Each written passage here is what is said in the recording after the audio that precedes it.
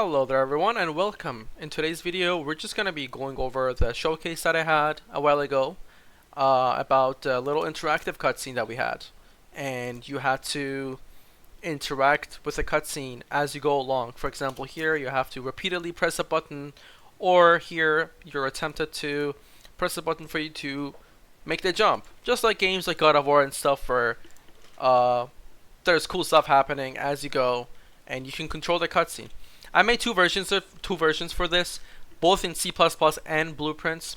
The C++ one still has some blueprint functionality in it because you still need to interact with the level sequence directly to the director, but it is way more optimized and way less code.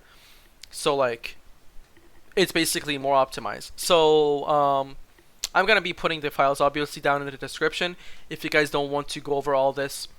All I'm just gonna say is that if you wanna quit this video by any chance, and if you're gonna download the file and use it, it's better for you to use the C++ version and make your own blueprints of the little things I made. Like here, for example, it's called a cutscene controller and a cutscene trigger. These two things are the things you're gonna be mostly working with.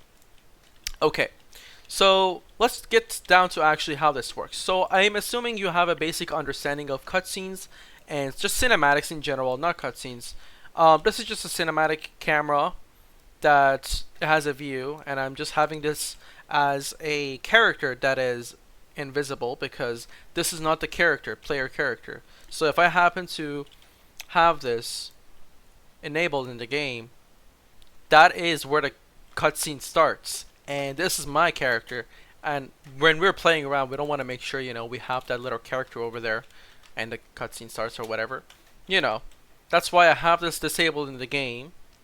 So you just walk into the trigger and you trigger the cutscene and what so on. Okay, so in here we have obviously the character that's being animated, which we're going to be going through how you can actually dynamically sync your character to be animated alongside the cutscene. Dynamic objects. And this is a trigger actor. It's basically a box trigger, a blueprint that is a child of the class of the blueprint class. Sorry, the C++ script. It's the cutscene trigger. And basically what you need to do, so each cutscene that you have in your level needs to have its own trigger and its own controller. We're going to be going over that. So the trigger basically has a cutscene controller, which is you just directly reference the cutscene controller that you have. The action to start, it's basically that says the action that you want for it to start the cutscene, which in this case is a spacebar, right? Until I place the spacebar, nothing is gonna happen. So that is for that. Let me just open this, and we also have a start cutscene widget, which is the same thing. It's basically saying once I walk into this area, what widget is going to be shown, which in my case I made it so that it's a repeated spacebar press. And lastly but not least, we have the player character name, which needs to be the same as the person here, because the same person here, which is the same here in this case, it's basically the actor that we want to sync with the player once the game starts, right? Because again, that's the player over there. It's not really a player, it's just a character, and this is me who's walking around and stuff. And we need to make sure that name is the same as the name that is being animated. Anyways, and we also have obviously the level sequence, which is in this case here. It's a level sequence needed, and it's just the cutscene itself, which really plays honestly in a continuous way. If I happen to make this unhidden again, this whole cutscene is one long take of the camera transitioning and stuff, as you can see probably in this view. Things happen, and then there's a charge, boom, and there's no pauses, right? It's just a cutscene. You play the whole cutscene in the level sequence, you make it there with all the camera transitions and stuff, and boom, that's it for that. But The actual logic behind the controlling the cutscene comes from certain events that happen within the director. Okay, so let's get down to this. I don't know why do I have even this as a reference here. I'm assuming nothing is happening with this. I think this just happened out of nowhere. So I'm just gonna delete this. Anyways, okay. So let's get down to it. We have the cutscene again, the same thing, right? Just the camera movements and certain stuff. And what happens is that you need to have your cutscene controller, which you make a blueprint off of it. So for each cutscene, you need to make your own cutscene controller blueprint, if you remember, as I said. So we have the cutscene trigger, and we have the cutscene controller, and you just have to, this other character in scene is basically the character that's being animated. All I did, I was just pressing on this, and that's it. And player character reference, don't worry about it. That's just basically, I accidentally put that as edited anywhere. And required actions. So required actions are just the actions. They're basically all jump, but also the amount of them really matters, because the cutscene starts, right? And then there's 3 more actions. So you need to do repeated press also here, and while you're in the air for my cutscene, you need to press a button. So this is the first action, as you can see, right? This is the second action that you need to press, and this is the third repeated action that you need to press. So that really is important. You make sure you have the same amount of actions you want in there, and once you have that set up, we just go down to the cutscene. What we do is basically we have the cutscene controller, and once you have your blueprints of the base of the script, not just these are just their own cutscenes, okay? Because they're all, so each cutscene controller has its own functionality. Even though this is based in C++, there are still things that you need to do in Blueprint to communicate with certain widgets, certain actions that varies between cutscenes and cutscenes, right? For example, if I'm jumping and I have to do a repeated press of something, it's different than another cutscene, which is just, you know, I have to press one action, certain things are happening. That's why these are the custom actions that are being defined here within the blueprint, but all the basic logic stuff is done already in C++ for you with the cutscene controller and other stuff that are here. Anyways, so we have the cutscene controller, we have the trigger. Now let's get down to actually the events, as I said. So we have the certain events, which in this case, as you can see, I'm just going to go to the camera. We need to, as a cutscene is starting, this is the part that the cutscene starts. And the moment your cutscene starts, you will be creating an event, which literally what it does, it stops the cutscene. And if I happen to reach there, here we go. You basically make sure the first part reached, and then the cutscene stops, and you create a widget and show. That's a method that I put there. It's going to be useful if you want to have multiple widgets at the same time. Basically, sorry, I'm just trying to like click on this little thing. So this trigger, once we walk into it, it's just going to trigger it for us to have the widget. Once we press it, the cutscene starts, and in this moment, this exact moment, the cutscene stops. That's what it does. So this is going to be in the blueprint of the director of this cutscene, or this level sequence in this case. And what I basically doing is that you just basically pause the cutscene from here, but I made my own function or slash event in this case actually, because I want this to be casted to other characters as well. So I'm just easily just reach for first part's event. That's the first part, the first cutscene. That's what I named it. And this is actually what it is. It's literally just, as you see, it pauses the cutscene and it creates the widgets and shows. So what it is that once the cutscene ends in this certain, this cutscene reaches the pause section, instead of continuing playing the cutscene forward the whole time, it's gonna pause the cutscene and it creates the widget and shows it to us. That's what it's doing. That's for this part. That's why I said we still need some blueprint functionality, because all this stuff is done in blueprint. So this is the first pause. Once the user has pressed the button, now the cutscene is just going to continue until up in the air. That's when the slow motion action starts. That's when you have to actually, you're given the prompt of pressing spacebar so you can hang from here. And that's why I have two events for the start and for the end of this event. The reason for that is that we have a start point which defines you have reached the slow motion, which is going to make your slow motion 0.1. This is just a variable I have here. And this is a boolean I have. This says first slow motion started, create widget and show. That's when you have to press the spacebar to actually hang from here. And the end part, which is literally just saying, you need to change the play rate to 1 if it's, the action is done, which is the spacebar. So if I don't have the spacebar pressed, that's when the failure in the cutscene happens. So that's why we don't have that anyway. We don't have enabled anywhere.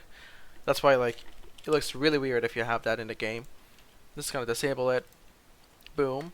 I'm just gonna start the cutscene. So once I am given the prompt of interacting, pressing the spacebar, if I don't do it, it will basically fail the cutscene, which, in this case is just a simple fall. So this is the first prompt, the first pause. This is the second pause or slash the slow motion.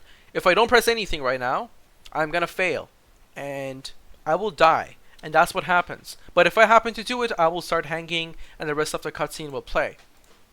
So that's what it is. That's why we have two here. For the start, for the end.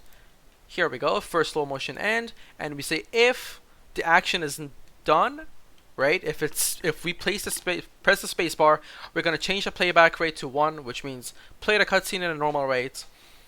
And that's it, right? We just want to continue the cutscene as we go along with it. However, if we don't have it press, that's when you basically transition back to the player and you stop the cutscene at the current time, and you've just finished the cutscene and what so on. That's what you basically do. And so that's all that it is. So for the events, however, for the second part, which we're hanging here, nothing happens. There's just a little camera transition. And once this is the part that you can actually get to do the repeated press of climbing. Okay, so once we reach here again, reach second part event, we just say second slow motion, then we pause the cutscene. This is another event, which is basically saying we just want to create the widget. We want to change the play rate to something like 1. In this case, this is unnecessary, but I put it there. And we say that the second slow motion has started. So the second slow motion starts, which is basically you trying to climb this thing and having repeated presses of spacebar. And the ending of it is again the end, which basically says you've ended. And the only way you end really this cutscene in that part is you pressing the button multiple times. Because if you don't do it, the cutscene will be reversed backwards to the point of saying, which I will tell you what that is. So this is the first part. So this is the first cutscene, right? And this is the first pause. You press the button. I'm gonna press the button again, right? And this is the part. So I have to press the space multiple times. The cutscene is going forward now, slowly and slowly. However, if I stop pressing it, it's gonna go backwards until this part. It's not gonna go backwards until the beginning of the cutscene. That's why we define a range for it. So this is basically what it's doing. Once it's done, that part is done. You want to clear the widget and continue the cutscene. However, the actual part really comes to this part, which in the tick function we have the handle repeated press.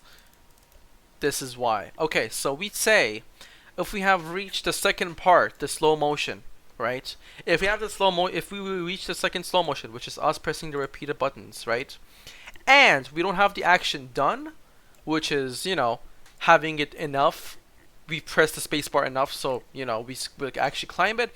If we don't have it done, we just do nothing. If we have it done, that's when we go forward.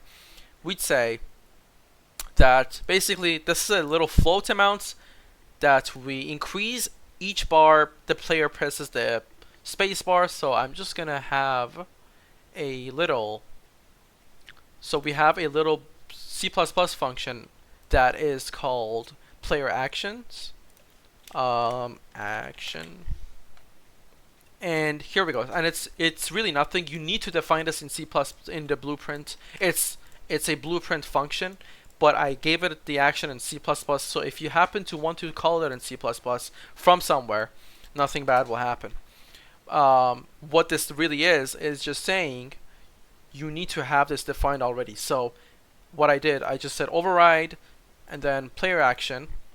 The player action is here, so we say if the player action is the required action. And the required action in this case is the same required action array that I was talking about.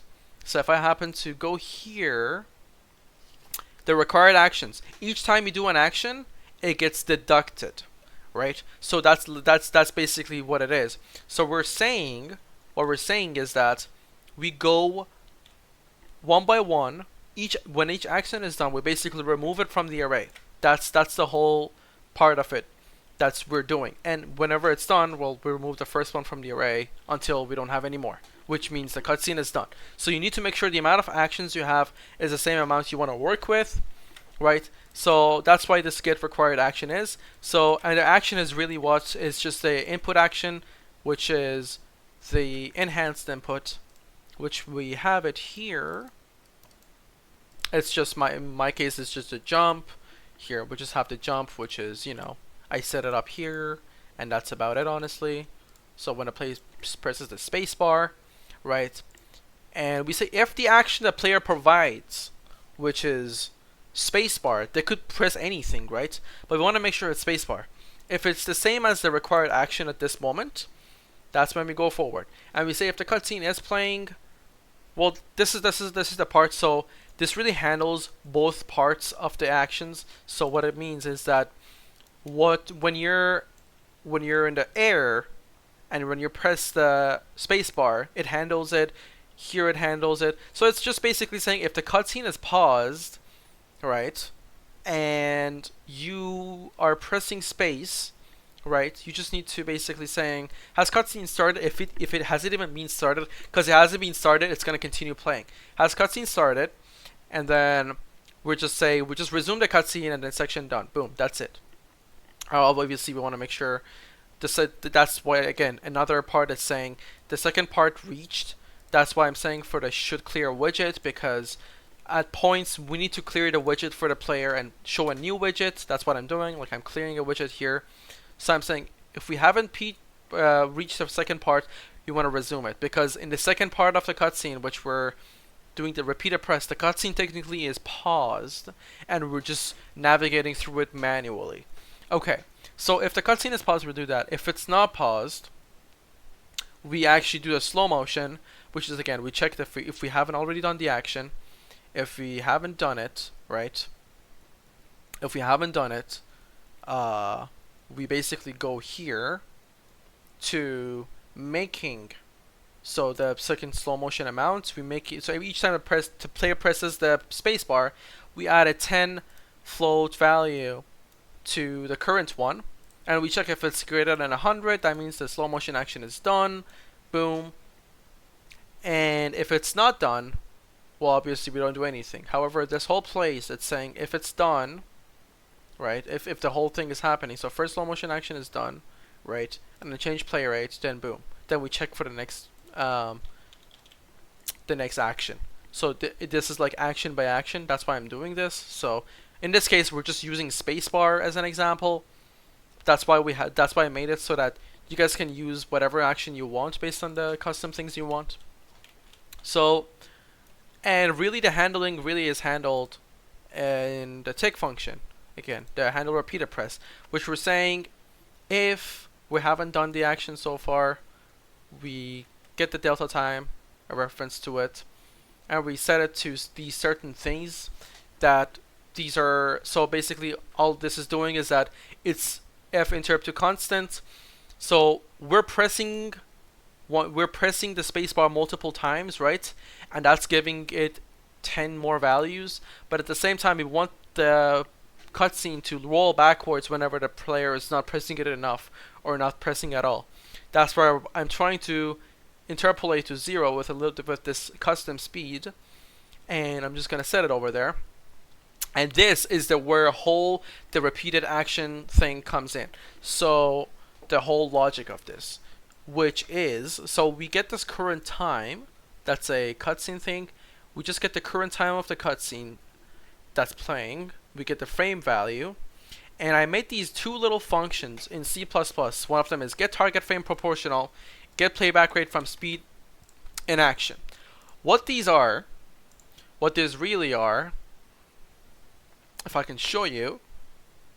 So this is get target frame proportional. What it really is, okay, so I made some functions here. So I have this function that's already here called map range clamped.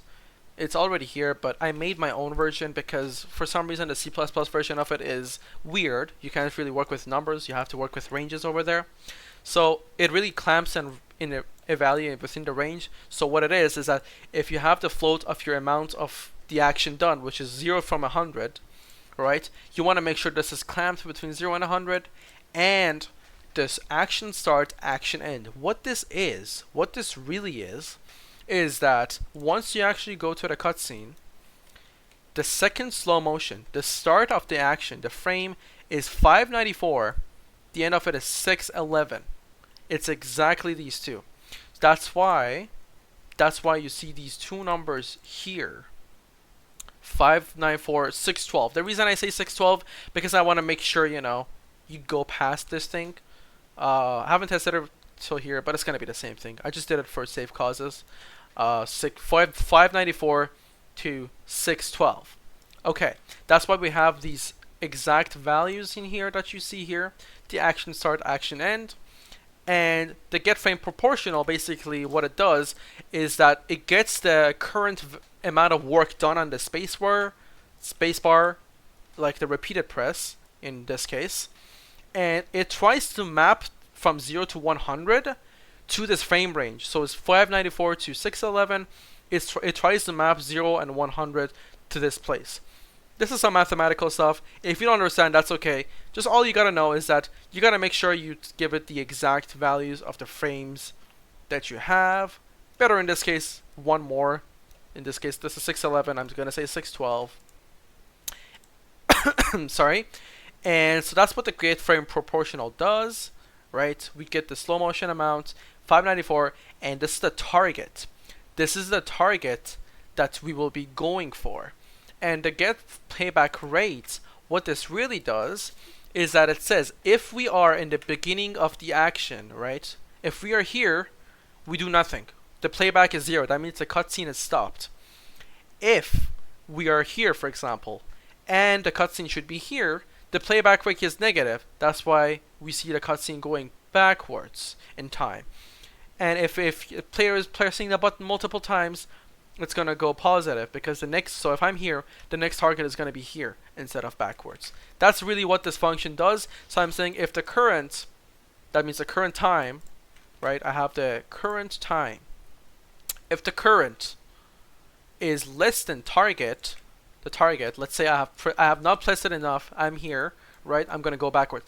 If currents, for example, 606 is less than 601, which is not, it's going to be 1, right? The reason is, so if this is 603 and the target is 608, I need to go forward. That's why the play rate needs to be positive. That's why I'm saying 1. And if it's not, then this is just another thing that says current has to be, if its current is bigger than target, that means the target, so you're here, the target is here, that means you need to go backward in time. That means the cutscene should be in a negative value, -1 I said. Or if they're the same, it would just be 0. That means the cutscene is stopped. That's what the repeated action is. That's the hardest part for you guys. I'm just explaining how it really works. But this is the general layout you want to be working with. And obviously the set play rate, because you get the play rate, right? And you set it all over here. You just connect it to the cutscene itself. And that's about it. That's how the cutscene really works. So this is for this part.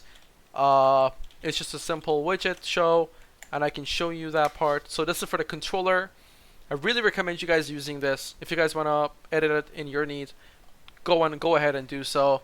But the C++ version is way more, because if I will happen to show you the blueprint version, it's so messy and so many spaghetti stuff going on.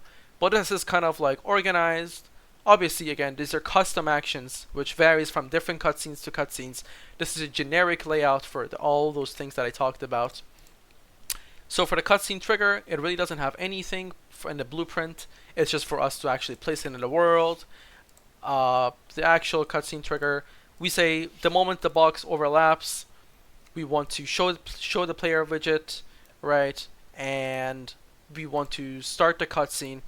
In this case, I said there's a function that I have here that is called, if I can show you by any chance, yeah, should start cutscene on overlap. That means if the action to start is none, right? So like if I don't have to press anything to start, the cutscene is just gonna play by itself. That's why the action to start is really important, this part here. So if it's none, we're gonna just like start the cutscene the moment the player overlaps the box. That's how I have a little helper function that can do that for us. That's the start cutscene, the on trigger box overlap, which is again, it checks if it should play it right away, and if it's not, it's gonna let the player know that we should show the widget, which tells you, hey, do this and do that, right? And obviously, we have the start cutscene, which really what it does is that we first of all set the control rotation to the character that we have here, to the character that we want here. So like the player can be facing this way as he walks up to the cutscene.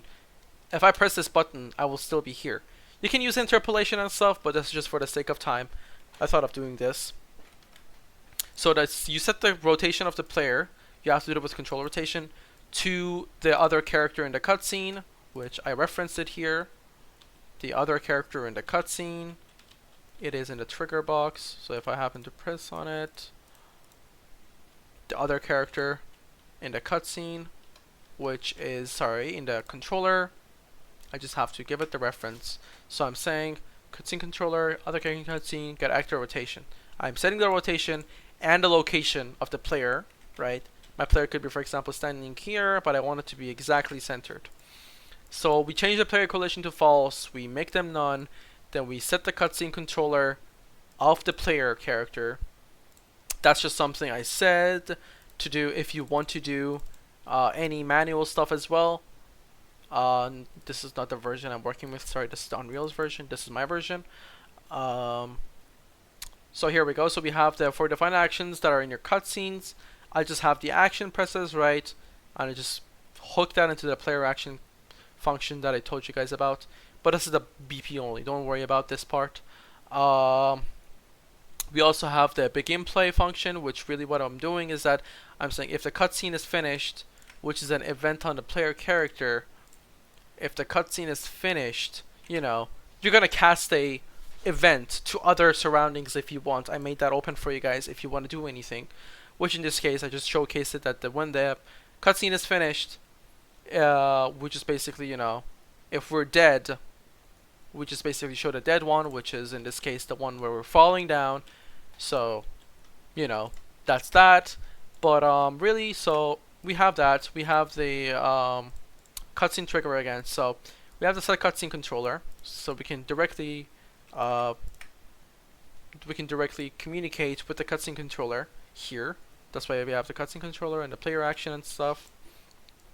So, and then when we create a new level sequence actor and stuff based on the level sequence that we provided. And basically I made a little boolean that says if you want to repeat this cutscene, you can. There's this little boolean that you gotta pass when you're starting a cutscene, that you say should it destroy the cutscene or not. Then we make sure the tick is enabled, because for optimization sakes, I disable the tick for this by default. But once you start the cutscene, you want to make the tick going forward because of the events and because of the tick function that handles the repeated press.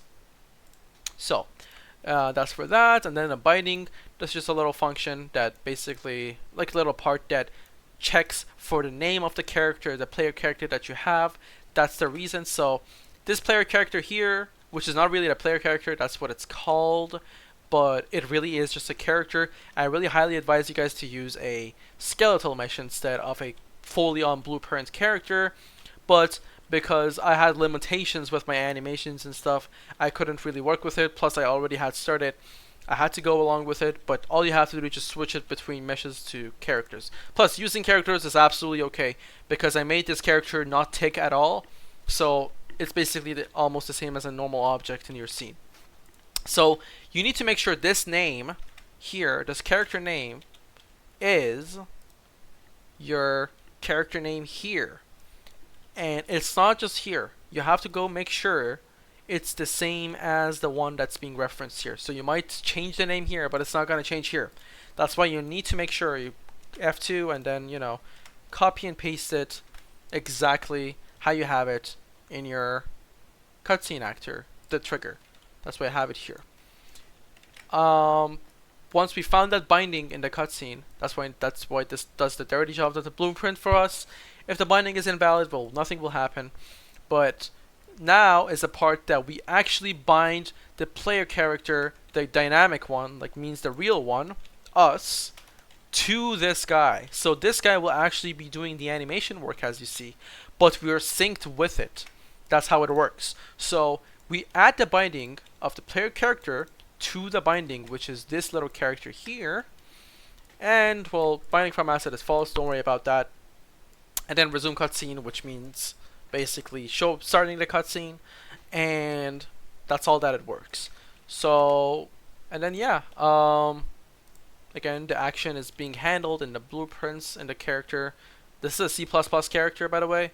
All the logic is here, but again, the actual custom actions that you need to do is here. So like jump is, for example, we have it here, but you know, I already have a jump set up already here. So if I happen to go here, nothing is really happening. But here I'm saying, hey, the player action is happening, you know, just do something. One last thing that I forgot to talk about is when the cutscene is finished, also, I forgot to mention this one, is the part that I'm actually teleporting the character to here. This is a very weird thing because the animation, this is only for this animation because this animation is being very weird, and I couldn't have the keep state on it, so I had to actually manually do the work of it, but it looks really smooth once you work with it. So if I happen to do this, you know, if I happen to go slower, here we go. That's why this is happening, that the whole teleportation of the character is happening here. And the cutscene finished is obviously just, we're just getting the binding again, and we're setting the transform of it to the finished cutscene transform, which is literally just like the new player transform when the cutscene ends. And if it should teleport over there, which I'm saying yes it is, and if it has failed the cutscene, which is in this case no, that means at the end it means it succeeded. That's all it. Thank you. That's honestly all it. Just play around with the code, see how it works. The code is completely yours for free. Just please leave a like and subscribe if that's okay. And then yeah, just play around with it. I want to see some cool cutscenes being worked on. I mean, I really can't know until you guys let me know. So if you can't, that would be great. So yeah, that's honestly it. Thank you so much for watching, and I'll see you in the next video.